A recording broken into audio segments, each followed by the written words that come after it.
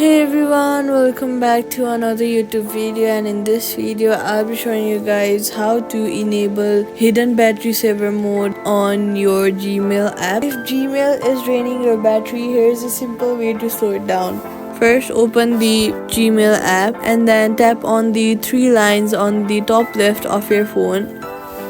Then scroll down and then tap for settings.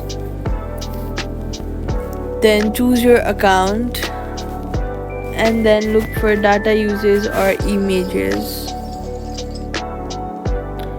After you go to data uses, just click the limit data uses and then adjust call quality to save data and battery.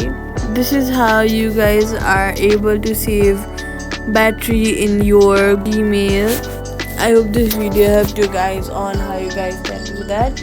If you did, let me know in the comments. Give this video a thumbs up to help others too, and if you like simple tech fixes like this, consider subscribing for more. Thank you guys so much for watching, and I'll see you guys in the next one.